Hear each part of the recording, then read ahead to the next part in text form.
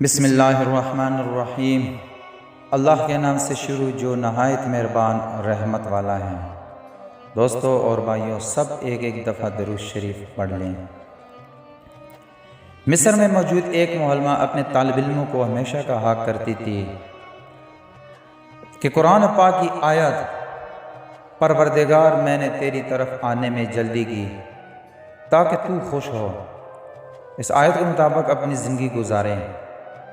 معلمہ خود بھی اس آیت کی پابند تھی اور اپنے طالب علموں سے بھی کہتی تھی، جب اذان کی آواز میرے کانوں میں سنائی دیتی ہے تو میں فوراً سارے کام چھوڑ کر نماز کے لیے اپنے رب کی بارگاہ میں پہنچ جاتی ہوں تاکہ میں اس آیت پر عمل کر سکوں کہ میں نے اپنے رب کی طرف آنے میں جلدی کی تاکہ میرا رب مجھ سے خوش ہو جائے۔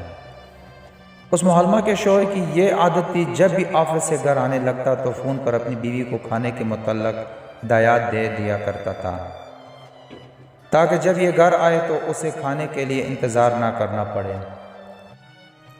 یہ خاتون اپنے شوہر کی ہدایات کے مطابق ایک دن کھانا بنا رہی تھی۔ کھانا بناتے ہوئے جب 3 رولز بننے والے رہ گئے تو اذان ہونا شروع ہو گئی، لہذا معلمہ نے وہ رول وہیں چھوڑے اور نماز کے لیے جائے نماز پر پہنچ گئی۔ جب اس عورت کا شوہر آیا تو اسے آوازیں دینے لگا کہ ابھی تک کھانا تیار کیوں نہیں ہوا۔ اس کا شوہر کچن میں گیا تو دیکھا کہ وہاں صرف 3 رولز بننے والے رہ گئے تھے۔ شوہر نے اونچی آواز میں بیوی کو باتیں سنانا شروع کر دی کہ 3 رول بنانے میں کتنا ٹائم لگنا تھا، پہلے رول بنا لیتی پھر نماز پڑھنے چلے جاتی۔ جب شوہر بیوی کے پاس پہنچا تو دیکھا کہ بیوی سجدے سے اٹھ ہی نہیں رہی۔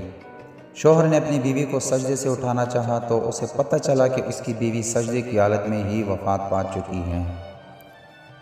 ہماری یہ روٹین بن چکی ہے کہ ہم جیسے بھی کام ہو یہ کہتے ہیں کہ چلے تھوڑا سا کام رہ گیا ہے، پہلے یہ ختم کر لے پھر نماز پڑھیں گے، لیکن واقعہ آپ کے سامنے ہے دوستو کہ اگر وہ 3 رول بنانے میں لگ جاتی تو یقیناً اس کا انتقال کچن میں کھانا بناتے ہوئے ہی ہوتا، لیکن اس نے اپنے رب کی طرف جانے میں جلدی کی، اس لیے اللہ تعالیٰ نے بھی اسے سجدے کی حالت میں قبول کیا۔